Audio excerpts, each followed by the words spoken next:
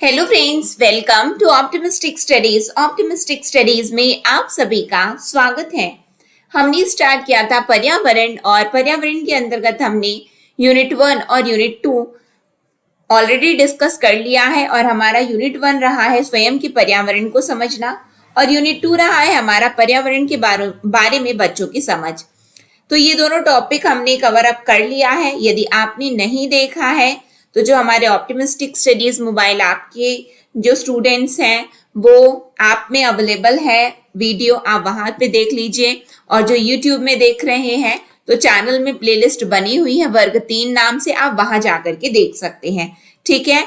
और आज का जो हमारा टॉपिक है वो है यूनिट 3, पर्यावरण अध्ययन क्यों पढ़ाएं। ठीक है। तो आई होप आप लोगों को आज की क्लास का टॉपिक बिल्कुल क्लियर हो गया होगा। अब हम आज की क्लास को अपनी स्टार्ट करते हैं। क्लास को स्टार्ट करने से पहले यदि आप चैनल में पहली बार आए हैं तो चैनल को सब्सक्राइब कर लीजिए, साथ में बेल नोटिफिकेशन को ऑन रखिए जिससे हम जो भी वीडियो डालें तो आप तक पहुंचती रहे। साथ में सेशन यदि आपको अच्छा लगे तो लाइक जरूर करिएगा, ज्यादा से ज्यादा लोगों तक शेयर जरूर करिएगा जिससे ज्यादा से ज्यादा लोगों तक वीडियो पहुंच सके। और ये आप लोगों का एक तरीके से हमें सहयोग है कि ज्यादा से ज्यादा प्लीज ज्यादा से ज्यादा लोगों तक वीडियो को शेयर जरूर करें। ठीक है। तो चलिए फिर हम आज की क्लास को अपनी स्टार्ट करते हैं। सबसे पहले यदि हम बात करें कि पर्यावरण अध्ययन क्यों पढ़ाया जाए तो पहले हम एक बार पर्यावरण के बारे में तो स्टार्ट करें ना। यूनिट 1 और यूनिट 2 में हमने पर्यावरण के बारे में सीखा। हमने क्या सीखा वहां पे? हमने ये जाना था कि जो ये पर्यावरण होता है ना, पर्यावरण बहुत ही विस्तृत शब्द है। ठीक है। वो अपने आप में एक विशाल विस्तार का नाम है पर्यावरण। क्यों? क्योंकि आप एक जगह की बात करो चाहे पूरे हर जगह की बात करो, पर्यावरण तो वहां एनवायरमेंट है कि नहीं है? बिल्कुल है। इसीलिए बताया गया है कि पर्यावरण अध्ययन का प्रारंभ हमारे आसपास से शुरू होकर धीरे धीरे इसका विस्तार विश्व स्तर तक होता है। हम पहले आसपास में देखते फिर देखते नहीं ग्लोबली क्या रिक्वायरमेंट है हमारे एनवायरमेंट को प्रोटेक्ट करने की। ठीक है। रियलिटी तो यही है और इतने सारे इसीलिए फ्रेमवर्क्स भी आए, इतने सारे समिट्स होते हैं। ठीक है। यदि हम राष्ट्रीय अंतरराष्ट्रीय स्तर की बात करें कि हम किस तरीके से अपने पर्यावरण को सुरक्षित रख सकते, कैसे हम प्रदूषण मुक्त हो सकते, इसीलिए तो पूरा सभी जितने भी और इवन जो भी बीमारियां भी हो रही हैं वो कारण, उनका एक मुख्य कारण पर्यावरण प्रदूषण ही है। ठीक है। तो आगे बढ़ते हैं हम लोग। पर्यावरण अध्ययन में यह अपेक्षा होती है कि बालक अपने परिवेश के बारे में जानकारी प्राप्त करें और उन जानकारियों का अपने स्तर पर संकलन व विश्लेषण करते हुए व्यवहारिक दृष्टि से उपयुक्त निष्कर्ष निकालें एवं निर्णय लेने की क्षमताओं का विकास कर सके और उनको अपने जीवन में जोड़ सके। तो यहां से हमने क्या सीखा? यहां से हमने ये सीखा कि पर्यावरण जो अध्ययन जो हो रहा है, ठीक है, पर्यावरण अध्ययन के अंतर्गत बच्चा पहले तो अपने आसपास की चीजों के बारे में जानकारी ज्ञात कर ले कि जो भी है उसको पता हो कि क्या पानी कैसे साफ, पानी एक गंदा है या साफ है, और यदि गंदा है तो किन कारणों से ये गंदा है। फिर उसके बाद में ये है आसपास, पहले तो हम अपने आसपास की चीजों के बारे में जाने ना, तब तो हम बाहर में जानेंगे कि अच्छा ये चीज होता है। तो बस वही बताई गई है कि हम क्यों पढ़ाएं। यदि टॉपिक को भूलना नहीं है आपको, है ना, तो टॉपिक क्या है, क्यों पढ़ाएं। तो क्यों पढ़ाएं के अंतर्गत पहली बात तो आती कि पहले बच्चा अपने परिवेश की जानकारी को एकत्रित करे, फिर उसके बाद उन जानकारियों को अपने स्तर पर संकलन व विश्लेषण करे कि अच्छा उसका एनालिसिस करे, ये सही है, ये गलत है, हाँ ये चीज नहीं होना चाहिए। फिर उसके बाद इसका निष्कर्ष निकाले, कंक्लूड करे, वो भी कैसा, तो व्यवहारिक दृष्टि से नहीं, यार ये तो बिल्कुल ये बिहेवियरल एस्पेक्ट्स है ये इसके। ठीक है। फिर उसके बाद में वो निर्णय ले और निर्णय लेने की क्षमताओं का, यानी कि हम निर्णय ले सके, नहीं हमको आज के बाद हम पॉलिथीन नहीं यूज करेंगे। हम यदि कुछ भी चीज हमें लाना है बाजार से, हम घर से थैला लेकर के ही जाएंगे। जब हम बदलेंगे तब तो संसार बदले। हम केवल डिमांड करते हैं कि लोग ऐसा कर लें, लोग वो कर लें, हम तो नहीं कर रहे हैं ना। तो बदलाव कहाँ से? दूसरों से अपेक्षा नहीं करनी है, बदलाव स्वयं में लाना है हमें। हमारी जिंदगी की प्रॉब्लम ही ये होती, पता है, हम सबसे ज्यादा अपेक्षा दूसरों से करे बैठे हैं कि वो बदले तो सब कुछ ठीक हो। नहीं, पहले हम बदले ना। ठीक है। तो बस ये बच्चों के लिए ये बताया गया है। अब बच्चे ही तो कौन है? देश का भविष्य है। बच्चे ही जब देश का भविष्य है तो बच्चे ही तो बड़े हो रहे हैं। हम भी तो कल बच्चे थे, अब बड़े हैं। ठीक है, तो बस वही है कि हम बचपन से, इसलिए तो पर्यावरण अध्ययन की ये बात हो रही, क्यों पढ़ाएं, जिससे वो ये कर सकें। ठीक है, तो क्षमताओं का विकास कर सके और उनको अपने जीवन में जोड़ सके कि नहीं, हमें ये चीज ऐसा करना है, हम नहीं यूज करेंगे इसको। हो गया। जब हम अपना नहीं यूज कर रहे, हम अपने लोगों को बोले नहीं नहीं, हम अब आज से ना हम ये इसको प्रेफर करेंगे, अब से हम थैला लेकर के जाएंगे, हम प्लास्टिक्स यूज नहीं करेंगे, हम चीजों को बाहर में ऐसी नहीं फेंक देंगे, तो स्वयं बदल रहे हैं हम। ठीक है, फिर उसके बाद में तो इसका उद्देश्य क्या है? तो उद्देश्य ये है कि बच्चे की जिज्ञासा को बरकरार रखना और पैना बनाना, उसे आसपास के पर्यावरण की खोजबीन करने के अवसर प्रदान करना, उसे समझ बनाने का मौका देना। जब तक वो बच्चा देखेगा नहीं, विश्लेषण करेगा नहीं, वो जिज्ञासा, बच्चों पर्यावरण अध्ययन का उद्देश्य होना चाहिए कि ये क्या है। जैसे कि हमने देखा कि ये गतिविधि आधारित होती है ये शिक्षा। ठीक है, पर्यावरण अध्ययन जो कुछ भी होता है वो गतिविधि, एक्टिविटी बेस्ड है, बच्चों से करवाया जाता है। बच्चों से क्यों करवाया जाता है? बच्चा जाने। यदि हमने वेजिटेबल की बात की है कि आप ना क्या लिस्ट बना करके लेके आओ वेजिटेबल्स की, जो कि हम डेली यूज में लेते हैं। अब बच्चा उस वैसे ही तो सीखेगा ना, नहीं पोटैटो, टोमेटो, ये सब समझ रहे हो, हम डेली यूज तो कर लेते हैं, लेकिन वी ऑफन इग्नोर ना, हम उसकी लिस्ट नहीं बनाए, नहीं नहीं ये चीज है, हाँ, और ये हम डेली, देखो ये वाला फूल हम अक्सर देखते हैं। हम कल, अब बच्चों से यही चीज तो करवाया जाता है क्या? प्राथमिक स्तर पर करवाया ही क्या जाता है? प्राथमिक स्तर पर पहले स्टार्टिंग में तो यही करवाया जाता है कि make a list, make a chart. ठीक है, समझ में आ? तो इससे क्या होता है? जिज्ञासा बरकरार रहती है, बच्चा पैनी नजर रखता है। अच्छा हाँ, मेरी मैम मुझे बोली है कि इसको लेकर के आना है, पैनी नजर देके, पैनी नजर से, अच्छा इसको ना पोटैटो बोलते हैं, आलू तो घर में भी बोल रहा था। ठीक है, अच्छा ये टमाटर, इसको ना टोमेटो बोलते हैं, पालक तो बिल्कुल खा रहे हैं, अच्छा इसको स्पिनच बोलते हैं। अब बच्चे में पैनी नजर आ रही है कि हाँ मैं तो ये खाता हूं। ठीक है, फिर पर्यावरण की खोजबीन करने के भी अवसर प्रदान हो रहे हैं और समझ बनाने का मौका देना है कि एक समझ उनकी विकसित हो जाती है। ठीक है, फिर कोशिश यह है कि बच्चे में आत्मविश्वास और क्षमता पैदा हो कि वह दिमाग में उठने वाले प्रश्नों की गहराई में जा सके कि ये है तो क्यों है, ये नहीं है तो क्यों नहीं है, ये ऐसे हो रहा है, इसको ऐसे होना चाहिए। पर्यावरण के संदर्भ में सबकी अपनी अपनी सोच विकसित होनी चाहिए। ठीक, अपने स्तर पर समस्याओं को समझे और उनके विकल्प भी खोजे। ऐसा अपन कर सकते हैं क्या? अभी आपने एक ऐड देखा होगा, बहुत ज्यादा चलता है कि अच्छा गूगल एनवायरमेंट को कैसे प्रोटेक्ट कर सकते हैं। तो वो वाला आपने, वो एक लड़की का एक ऐड आता है, आपने शायद यूट्यूब में, बहुत वो आजकल चल रहा है। तो बस वही है, गूगल का प्रचार है, लेकिन फिर भी मतलब समझ रहे हो, तो समस्याओं को समझे एवं उनके विकल्प खोजे कि हम कैसे कर सकते हैं।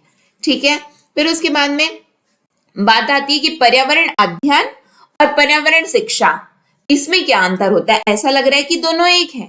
पर्यावरण अध्ययन और पर्यावरण शिक्षा, ऐसा लग रहा है कि दोनों एक है, लेकिन क्या इसमें कोई अंतर है क्या? जी हाँ, बिल्कुल अंतर है।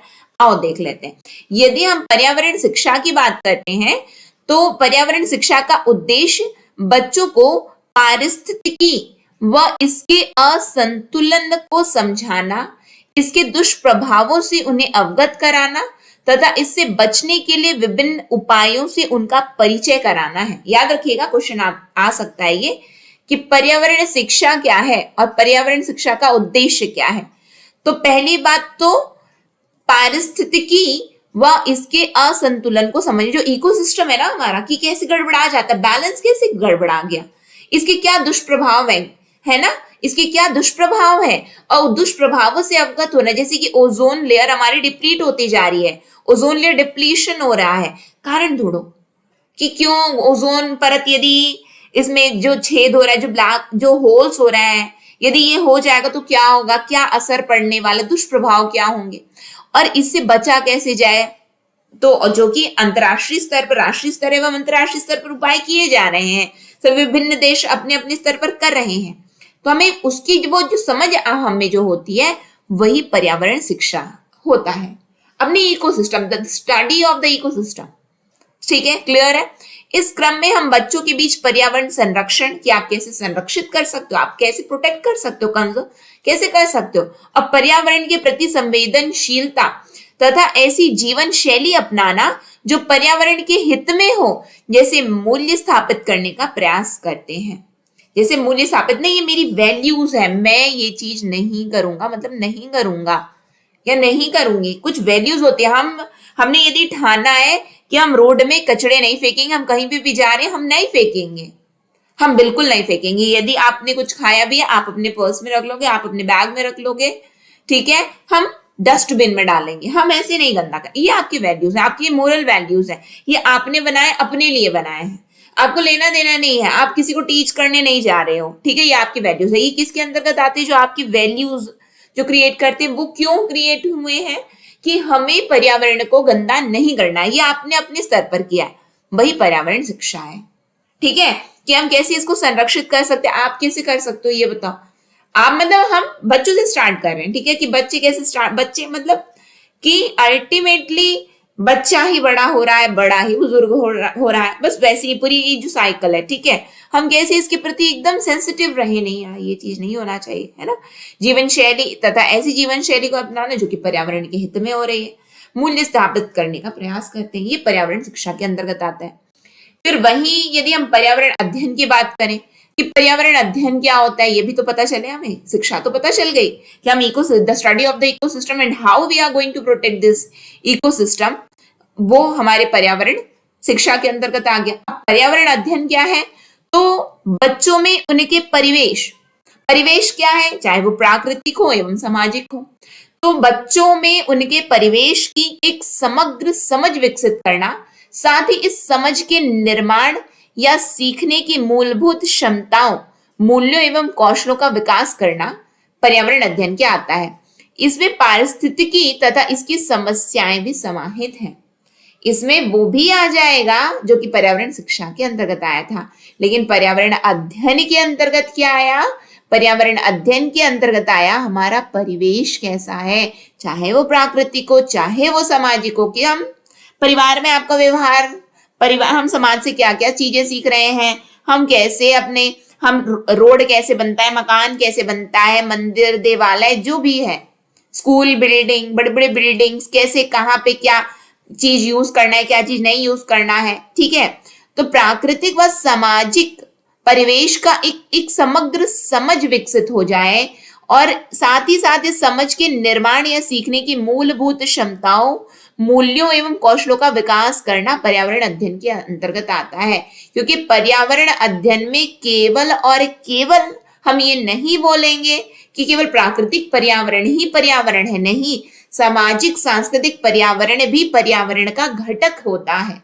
हमने ये देखा है अपनी पहली क्लास में ही, ठीक है, रिश्ते नाते जो होते हैं, ठीक है, परिवार हो गया हमारा, फिर उसके बाद में जो संबंध, और किस तरीके से यदि हम बात कर रहे हैं कि कैसे ये रोड बन रही है, कैसे ये बड़ी बड़ी बिल्डिंग ये बन रही है, वहां पे क्या चीज का उपयोग करना है, क्या नहीं करना है, ठीक। कॉन्ट्रैक्टर तो कुछ भी डाल करके चला गया, अब वो 2 दिन रोड बनी थी, 2 दिन में वो फिर से वैसी गड्ढे पड़ गए।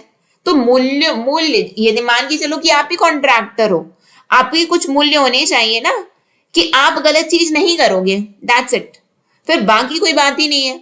आपके कौशल क्या है, आपको चीजें आ रही हैं कि नहीं आ रही, तो ये सब पर्यावरण अध्ययन के अंतर्गत आ जाता है। और ऐसा नहीं कि पर्यावरण अध्ययन के अंतर्गत पारिस्थितिकी नहीं आएगी, इकोसिस्टम आपका नहीं आएगा, जी नहीं, इकोसिस्टम भी आएगा और उसके उसकी समस्या, उससे संबंधित समस्याएं भी आएंगी, वो भी आता है। लेकिन एक जो पर्यावरण अध्ययन है, ये एक बड़ा, यदि हम देखें तो ये ज्यादा विस्तृत है, ये ज्यादा विस्तृत है। और ये यदि आप देखो पर्यावरण शिक्षा की, नहीं पर्यावरण शिक्षा की बात हो रही है यहाँ पे केवल, ठीक है, तो वो केवल आपकी पारिस्थितिकी से संबंधित है, ठीक है, कि इकोसिस्टम कैसे है, इकोसिस्टम को कैसे प्रोटेक्ट करना है, कैसे क्या करना है। आई होप बिल्कुल क्लियर हो गया होगा। अब हम पर्यावरण अध्ययन पाठ्यक्रम के सरोकार देख लेते हैं कि आखिरकार ये पर्यावरण अध्ययन जो है ना हमारा, इसमें क्या है, पाठ्यक्रम में क्या है, होना चाहिए, क्या नहीं होना चाहिए, और इसके अंतर्गत क्या क्या बच्चों को पता होना चाहिए, ठीक है। तो प्राथमिक स्कूलों में पर्यावरण अध्ययन कार्यक्रम के 4 प्रमुख घटक होते हैं। वो 4 प्रमुख घटक क्या होते हैं उस पर हम थोड़ी चर्चा कर लेते हैं, क्योंकि ये एक इम्पॉर्टेंट है जो कि यदि हम ये चैप्टर में समझ गए तो आगे के चैप्टरों में ये डायरेक्टली यूज होगा। तो हमें बिल्कुल ये पता होना चाहिए, याद करना है अपने को, ठीक है, यहाँ से, क्योंकि डायरेक्टली क्वेश्चन आते हैं हमारे एग्जाम में। तो 4 वो प्रमुख घटक क्या है पर्यावरण अध्ययन के? 4 प्रमुख घटक होते हैं मूल्य स्थापित करना। मूल्य स्थापित करना मतलब क्या सही है क्या गलत है, ये पहली बात होती है पर्यावरण के अंतर्गत मूल्य। आप एक कल को जाकर के आप एक कॉन्ट्रैक्टर बन गए हो, आप में यदि मूल्य का निर्माण नहीं हुआ, आपकी कोई वैल्यूज नहीं है, तो आप भी उन बाकी लोगों की तरह काम करोगे जिनको फर्क नहीं पड़ता कि हम क्या कर रहे हैं क्या नहीं, बस पैसों को देख रहे हैं, वो आप भी वही काम करोगे। क्यों? क्योंकि आपने कोई अपने लिए वैल्यूज बनाए ही नहीं है, आपके जीवन के कोई मूल्य नहीं है। मूल्य मतलब वैल्यूज होते हैं, ठीक है, ये मूल्यवान ये बात वो नहीं है, वैल्यूज, वैल्यू सिस्टम, मोरालिटी की बात हो रही है कि आप कितने नैतिक हो, ठीक है। वो पहला घटक पर्यावरण अध्ययन के अंतर्गत क्या आता है? मूल्य का विकास होता है।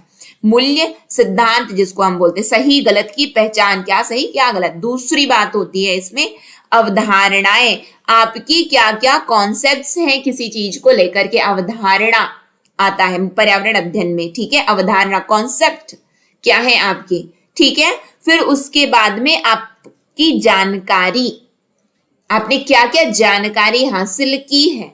फिर उसके बाद में आता है कौशल, कौशल आता है, ठीक है, आपकी जो स्किल्स होती हैं वो आता है। तो पहला क्या हुआ? मूल्य, दूसरा क्या हुआ? अवधारणा, तीसरा जानकारी, चौथा क्या है? कौशल, ठीक है। समझ में आ रहा है? अभी देखो, अभी हमने पर्यावरण अध्ययन देखा ना, पर्यावरण अध्ययन के अंतर्गत यही चीजें आई थी कि नहीं? बिल्कुल यही चीजें आई थी। देखो पर्यावरण अध्ययन, इसको पढ़ो तो समझ में आएगा कि इसमें आपका परिवेश आएगा, फिर समझ के निर्माण सीखने की मूलभूत क्षमताएं आएंगी, मूल्य एवं कौशलों का विकास। यही इसीलिए बोला गया कि ये पर्यावरण अध्ययन के ये 4 घटक हैं, ठीक है। और इन चारों ये अपेक्षित घटक है कि बच्चों में ये इनका निर्माण हो, ये अपेक्षा की जाती है, ठीक है। इन अपेक्षित घटकों की जरूरत बच्चे को अपनी पसंद बनाने और आसपास की दुनिया के बारे में जानकारी प्राप्त करने के लिए भी होगी। यही ये घटक चाहिए बच्चों को। आपके मूल्य क्या है? आप फिर कल को आप किसी भी पोस्ट में आप हो, आपके यदि जीवन में मूल्य नहीं है तो आप गलत करने में बिल्कुल नहीं हिचकिचाओगे, आप भी बाकी लोगों की तरह ही बन जाओगे। आपके जीवन में मूल्य होने चाहिए कि हमें ये नहीं करना है, मतलब नहीं करना है। ये हमारी टीचिंग्स हैं, ये हमारे माता पिता ने, हमारे गुरुजनों ने हमें ये सिखाया है, हमने ये चीज को पढ़ा है, हमने ये चीज को अपने जीवन में, आपको वो चीज को जीवन में धारण करना है। वो होते हैं मूल्य हमारे। किसी चीज को लेकर के आपकी अवधारणाएं, आपकी कॉन्सेप्ट्स बने हुए हैं, आपने इसकी समग्र जानकारी हासिल कर रखी। फिर उसके बाद में ये देखो, ये हमारे कौशल हैं, ये आपकी स्किल्स हैं। ये 4 प्रमुख ये जीवन में हमारे काम आती हैं, ठीक है। आगे देखते हैं। तो पहली अपेक्षा क्या थी? मूल्यों की समझ। मूल्यों की समझ के अंतर्गत आता है कि क्या करना है और क्या नहीं करना है। समझ में आया? तो सीधे सीधे कहना ये बहुत आसान नहीं है कि बहुत आसान है कि आपने बोल दिया कि ये करना है और ये नहीं करना है। आपने क्या जीवन में धारण किया उसे? आप केवल बोल के नहीं निकल जाओगे कि नहीं नहीं ये करना है और ये नहीं करना है। नहीं, ये बोलना बड़ा कठिन है। हालांकि कई लोगों का यह मानना है कि हो सकता है कि संदर्भ कोई भी हो, कुछ तो ऐसा होता है जिसे करना सदा गलत होता है और कुछ ऐसा जिसे करना सदा सही है। ये रियलिटी है कि नहीं? आप बताओ कि कुछ चीजें लाइफ में ऐसी होती हैं कि जो मतलब गलत। यदि हमने डिसाइड किया नहीं, we are not going to drink alcohol, यदि ये आपके जीवन के मूल्य हैं कि आपको कभी भी शराब को हाथ नहीं लगाना है, तो वो चाहे परिस्थिति कैसी भी, आपका दोस्त आपको चाहे कितना भी जोर डाले कि नहीं नहीं भाई लेना, ये कुछ नहीं होता, आज तो ये है आज तो वो है, नहीं, आपके जीवन में वो मतलब आपने वो मूल्य बनाए, वो गलत मतलब गलत है वो आपके लिए, आप नहीं करने वाले हो फिर उसको। समझ में आ रहा है? अब आप जैसे कि आप कल को ये पर्यावरण अध्ययन की मूल्य, यदि हम देखें पर्यावरण अध्ययन ये पढ़ाया क्यों जाता है? जिससे हमारे जीवन में मोरालिटी डेवलप हो सके पर्यावरण को लेकर के। क्यों? क्योंकि आप प्रकृति का यदि दोहन करोगे तो प्रकृति अपना बदला ले लेगी।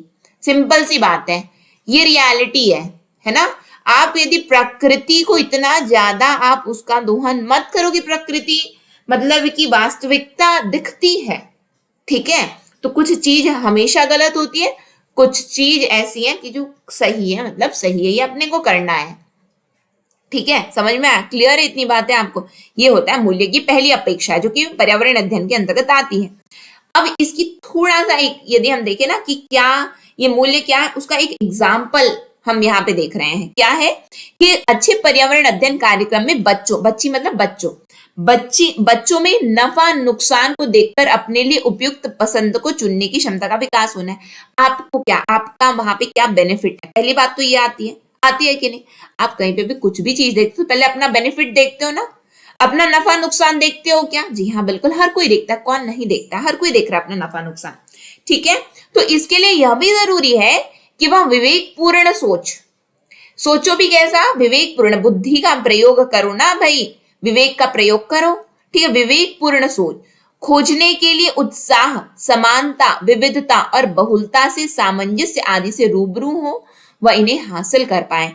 कुछ भी चीज जो है कि हमें पर्यावरण अध्ययन के अंतर्गत यदि बात आती है तो पहले तो जानकारी तो हो किसी भी चीज की। आप में क्या आपने कुछ चीज खोजी है, आपने क्या जानते हो, हम फूल बोल दिए तो हमारे दिमाग में केवल गुलाब आया और तो कुछ आया ही नहीं हमारे दिमाग में, गुलाब नहीं भाई, फूल बहुत हैं, और भी चीज तो सोचो, और भी चीज खोजो।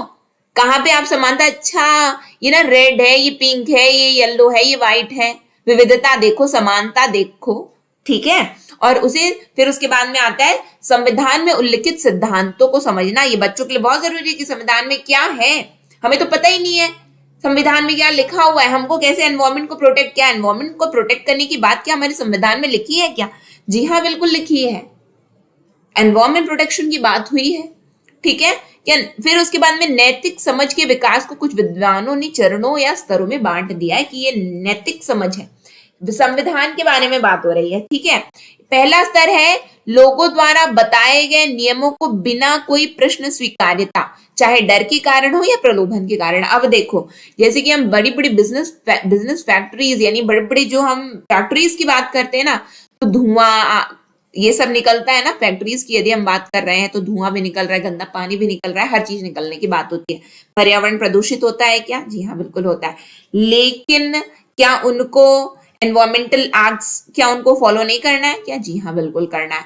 तो वो चाहे वो जो बनाया गया है, जो नियम बनाए गए हैं, तो वो नियमों के बिना कोई प्रश्न स्वीकार्यता आपको स्वीकार करना है, मतलब करना है, चाहे वो डर के कारण कर रहे हो या प्रलोभन के कारण कर रहे हो, लेकिन करना है। यदि फैक्ट्रीज को चलाना है तो एनवायरमेंटल एक्ट को आपको फॉलो करना ही पड़ेगा, ठीक है, कर रहे हैं। तो ये पहली जान ये इसकी समझ हमें होनी चाहिए। बोले ना मूल्य क्या यही है कि हमको नहीं गंदा करना है, मतलब नहीं करना है, हमको फॉलो करना है, नियम फॉलो करना है ना। फिर उसके बाद आती है इसके आगे दूसरी स्थिति में यह स्वीकार्यता निजी हित नहीं यार।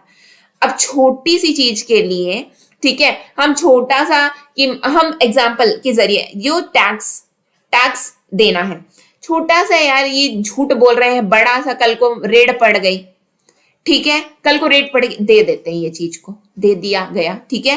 तो ये स्वीकार्यता हम निजी हित के लिए करें कि छोटा, आज हम छोटा बेनिफिट देखें, उस छोटे बेनिफिट के अंतर्गत हमें इतना बड़ा नुकसान होगा, इससे अच्छा कि आज जो है हमारा निजी हित इसी में है कि चलो दे दिया।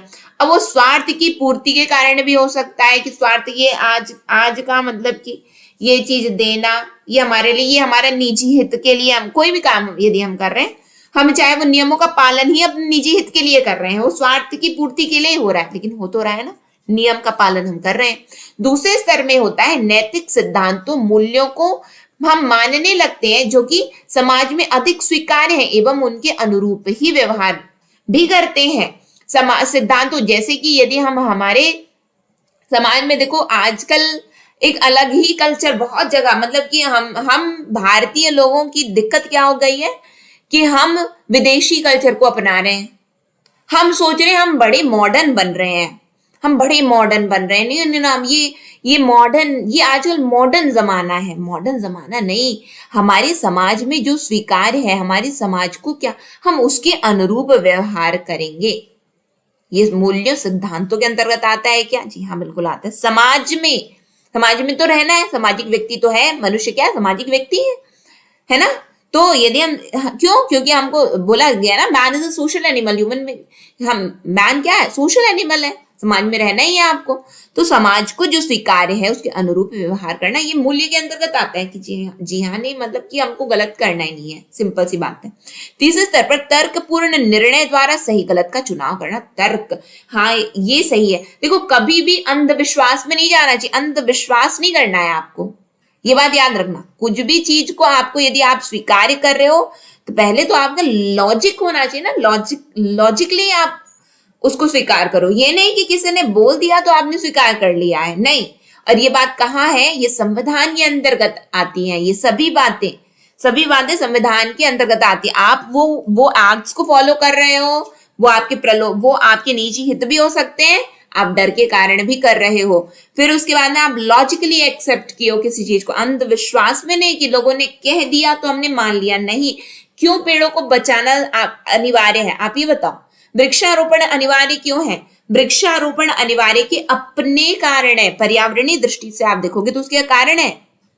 अब आप किसी की ये मान्यताएं होती हैं कि नहीं, हमें ये पूजा करना है, प्रकृति है, बिल्कुल ठीक है, लेकिन आपने नहीं, हमको वृक्ष लगाने हैं। वृक्ष एक माध्यम है पर्यावरण को प्रोटेक्ट करना। क्यों? क्योंकि आज कि हम पूरे जंगलों के जंगल जलाए जा रहे हैं, है ना, वो सही है क्या? बिल्कुल सही नहीं है। तो वही बात आती है कि ये आपने तर्कपूर्ण निर्णय, ये पर्यावरण अध्ययन के अंतर्गत आता है। आपने जो मूल्य जो सिद्धांत ये सब जो आ रहे हैं वो इसके अंतर्गत आए। अब देखो इसमें क्या होता है। अब बच्चे क्या है, द्वंद में है।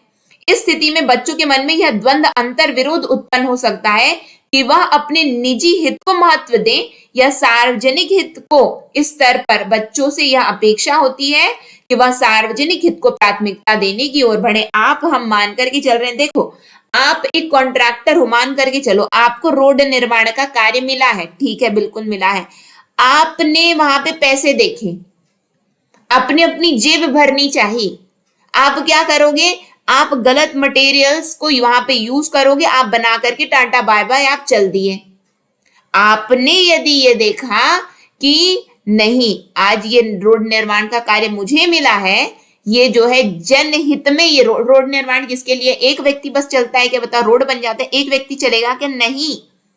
यदि आज हम देखें कि हम पुल बना रहे हैं, एक व्यक्ति के चलने के लिए आप बनाते हो क्या? नहीं, पूरी जनता के लिए बनता है ना।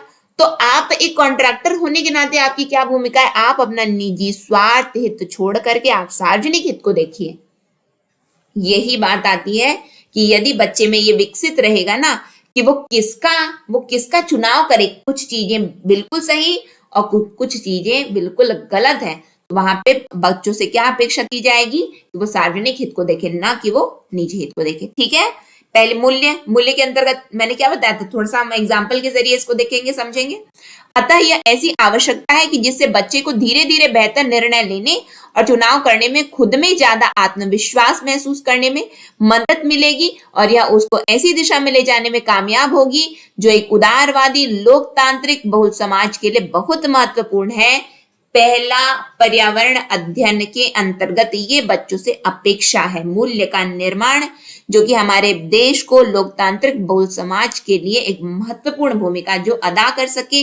यदि हम अपने मूल्यों के साथ में है, यदि हम अपने सिद्धांतों के साथ में है, तो वो ना केवल आपके लिए है, ना केवल वो हमारे लिए है, बल्कि वो हमारे देश हित में है। किसमें है? हमारे देश हित में है। ठीक है, ये पहली अपेक्षा बच्चों से की जाती है। दूसरी अपेक्षा जो बच्चों से की जाती है वो होती है अवधारणा। अवधारणा मतलब हमें कॉन्सेप्चुअल क्लियरिटी है कि नहीं। तो अवधारणाओं की समझ यह स्पष्ट है कि इन सरोकारों को व्यक्ति के अस्तित्व का हिस्सा बनाने के लिए इसमें शामिल अवधारणाओं की गहरी समझ हो। कि देखो, यदि हम बोले कि ये मेरे मूल्य हैं, उसके पीछे आपकी अवधारणाएं आती हैं कि मुझे ये चीज नहीं, ये पर्यावरण, यदि मुझे पर्यावरण को यदि सुरक्षित रखना है, यदि मुझे पर्यावरण को सुरक्षित रखना है तो मैं अपने स्तर पर गंदगी नहीं करूंगा या नहीं करूंगी, बात खत्म।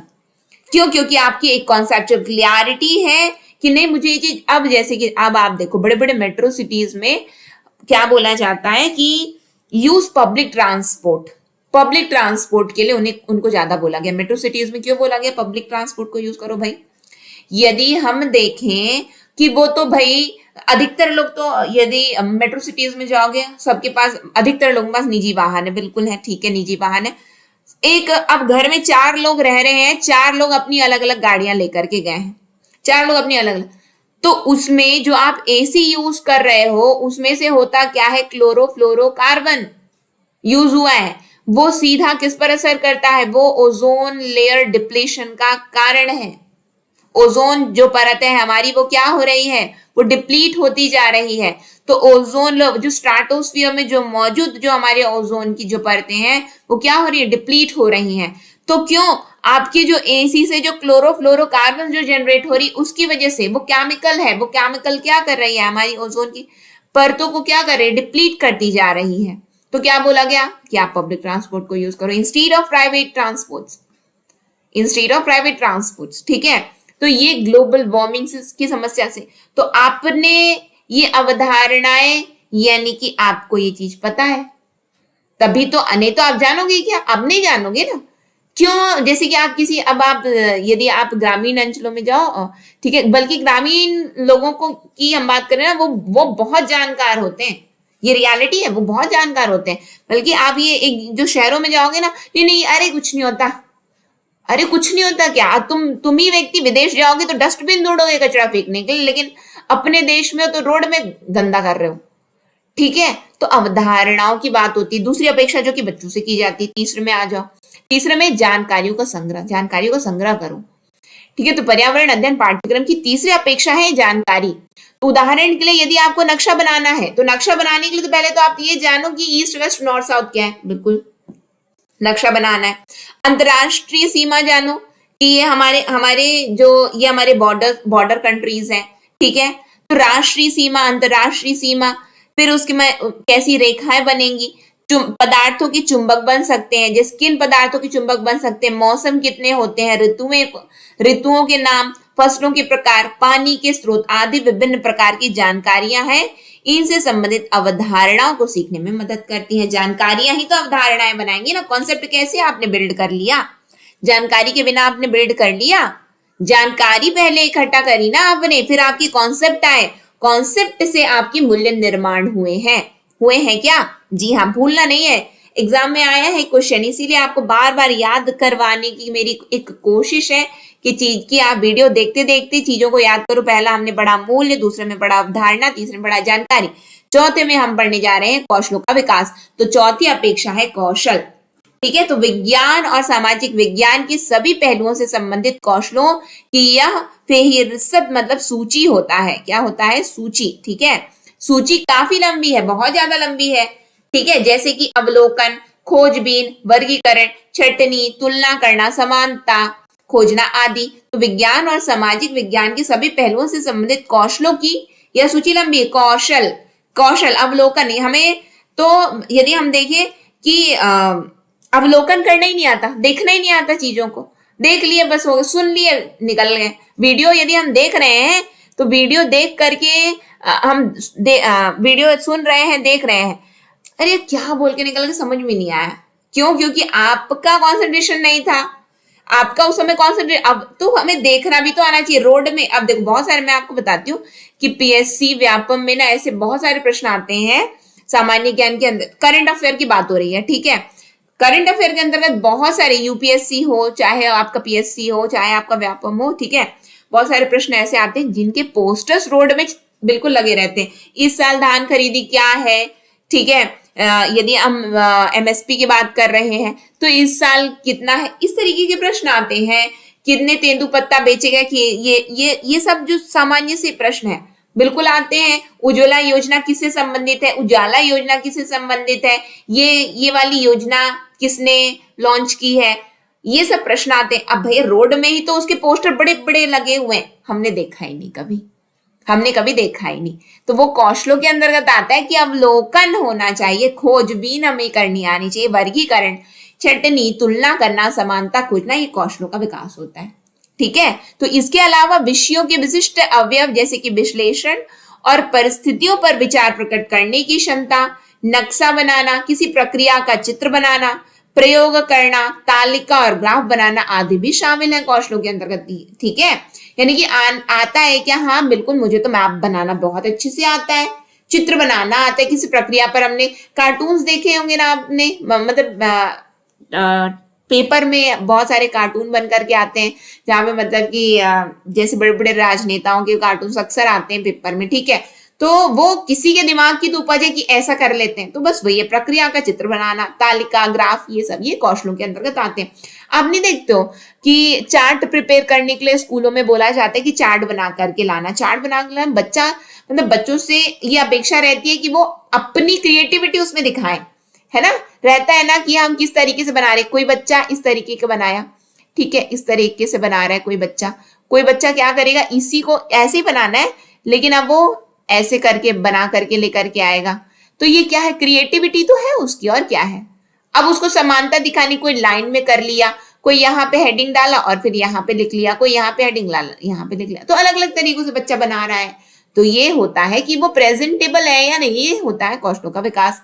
कौशलों का विकास, फिर उसके बाद में जानकारी हुई, जानकारी के बाद में अवधारणाएं हुई, अवधारणाओं से ही आपके मूल्य का निर्माण हुआ। तो ये पर्यावरण अध्ययन के की अपेक्षा मानी गई है, कि बच्चों से अपेक्षा की जाती है, ठीक है, इसके घटक माने गए हैं। तो आज की क्लास को हम यहीं पे एंड करेंगे। मेरी ऐसी आशा है, मैंने अपनी ओर से कोशिश की है, लेकिन आप लोग do let me know in comment section कि यदि कहीं पे भी आपको कहीं पे भी कुछ चीज समझ में ना आई हो, तो मैं अपने ऊपर बिल्कुल सुधार करने की पूरी कोशिश करूंगी कि ये आप लोगों को समझ में नहीं आया है, कि आप लोग को और बेहतर तरीके से किस तरीके से समझाया जा सके, आपको याद करवाया जा सके।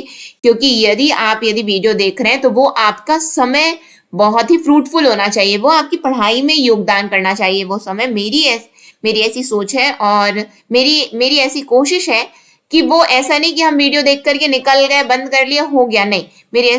मेरी ऐसी कोशिश है कि आपने यदि आधा घंटा अपना दिया है, तो वो आधा घंटा आपके लिए वो कीमती होना चाहिए, ठीक है कि नहीं। हमने ये आधा घंटा यदि ये वीडियो को देखने में दिया है, तो हमने कुछ चीज सीखा है, ठीक है। तो कहीं पे भी कोई भी डाउट आता है, जो हमारे ऑप्टिमिस्टिक स्टडीज मोबाइल ऐप के भी जो स्टूडेंट्स हैं, जो यूट्यूब के भी स्टूडेंट्स हैं, कहीं पे भी कोई भी डाउट है तो जरूर आप लोग पूछिएगा। और यदि आपको सेशन अच्छा लगा हो तो लाइक जरूर करिएगा, और आप सभी से, आप लोगों से निवेदन है कि ज्यादा से ज्यादा लोगों तक शेयर भी जरूर करिए। और अब तक आपने चैनल को सब्सक्राइब नहीं किया है तो चैनल को सब्सक्राइब कर लीजिए, बेल नोटिफिकेशन को ऑन रखिएगा, जिससे हम जो भी वीडियो डालें तो आप तक पहुंचती रहे। और आप लोगों से ये भी कहना था कि यदि आप लोगों को इसका बहुत जल्द देखिए वैकेंसी आ सकती है ना, तो आप लोगों को यदि पूरा डिटेल्ड लेक्चर यदि आप लोगों को चाहिए, तो आप हमारे ऑप्टिमिस्टिक स्टडीज के मोबाइल ऐप में जो कोर्स चल रहा है सहायक शिक्षक का एवं व्याख्याता का कोर्स चल रहा है, तो आप उससे भी जुड़ सकते हैं। आप उसमें भी अपना एनरोलमेंट करवा सकते हैं। फीस एकदम कम रखी गई है, मात्र 999 है तो फीस। और यदि आपको अलग से कोई वीडियो चाहिए कि हमको केवल ये सब्जेक्ट चाहिए, तो वो भी अवेलेबल हो जाएगा, ठीक है। तो आपको कहीं पे भी कोई भी यदि आपको लगता है कि हमें ज्वाइन, आप चाहे जहां इच्छा आप वहां से पढ़िए, ठीक है। मैंने तो खुद इंग्लिश पेडागोजी तो मैंने खुद कंप्लीट करवा दी है। यूट्यूब में प्लेलिस्ट बनी हुई है इंग्लिश पेडागोजी की, एनवायरमेंट आप लोगों को पढ़ाया ही जा रहा है। लेकिन आप लोगों को और भी विस्तृत तरीके से, अच्छी तरीके से, यदि आप लोगों को अपनी क्योंकि देखो अब भी वैकेंसी आ रही है, फिर पता नहीं कब आएगी कब नहीं आएगी, तो उसका आप लोग को लाभ लेना है ना। ये नहीं कि यार ये आगे देख लेंगे, आगे फिर पता ही नहीं, एक तो इतनी मुश्किल से वैकेंसी निकलती है, तो अभी मौका है तो करिए। लेकिन जहां से पढ़ना है वहां से पढ़िए, यदि हमारे साथ जुड़ करके पढ़ना है तो हमारे साथ भी आप पढ़ सकते हैं।